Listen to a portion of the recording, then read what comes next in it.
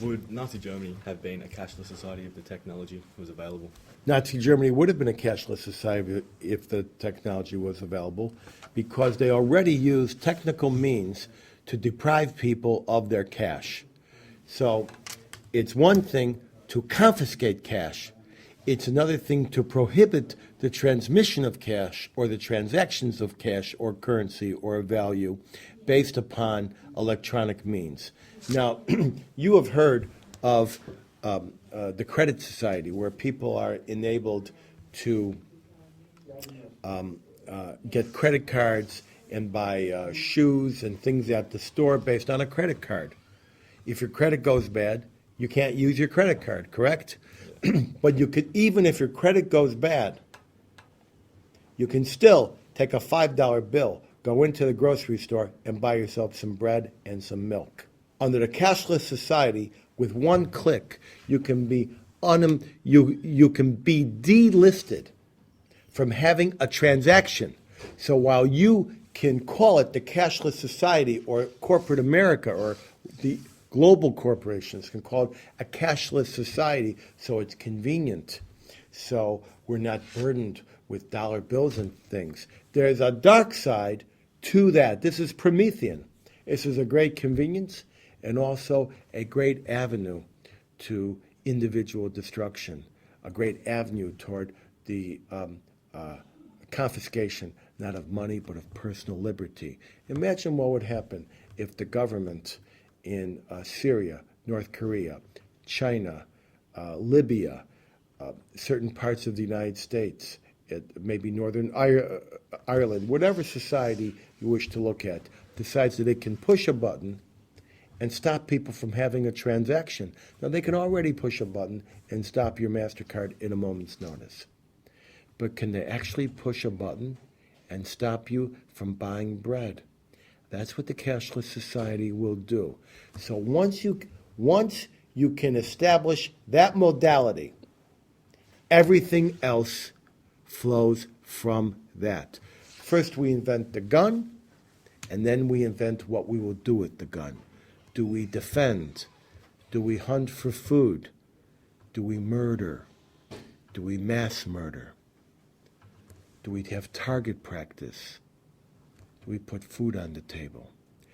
These are the Promethean issues that face us with the cashless society, which is merely the next approach, the next step in a society which is controlled and mass controlled and centralized. Just when we were decentralizing our lives, we are centralizing the control of our life. Fundamentally, what is the difference in technology between what was available to the Germans and what is available now, besides simply the speed of, is there any difference really? The speed is is a major difference. What took Hitler repeat efforts with IBM cards, program after program, to register the Jews, to exclude them from society, to confiscate their assets. The fourth area was ghettoization. The fifth is deportation. The sixth is extermination. That long process can now be done at a moment's notice, with a click of a button. And further than that, in the case of the Nazis, people like my father were able to survive the Nazi onslaught because he had blonde hair. Other people were not able to survive because they were required to wear a yellow star or had an ID card. And anyone who didn't have a yellow star and ID card, who needed to have one, could be shot. Now, what was the purpose of the yellow star? The yellow star was to warn people, there's a Jew there, or this man cannot sit on that bench, or this man cannot walk into that store.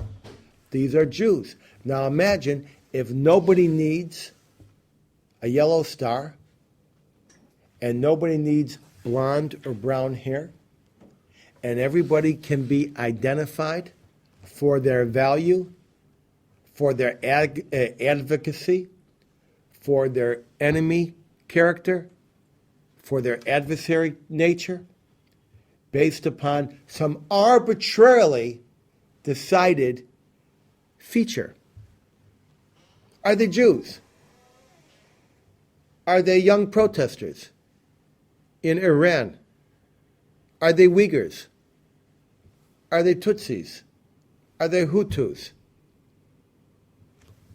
Are they the tribe from the tribe of Gaddafi? Are they from the tribe of Eastern Libya? Western Libya?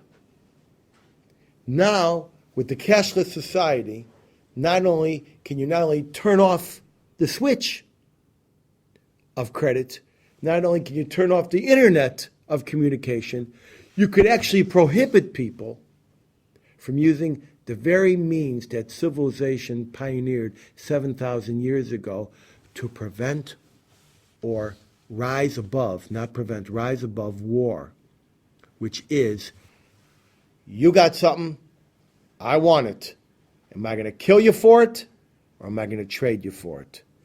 That made economic systems. That meant a unit of monetary exchange. That was cash. That was the basis for the cradle of civilization, Mesopotamia, 7,000 years ago with the Code of Hammurabi.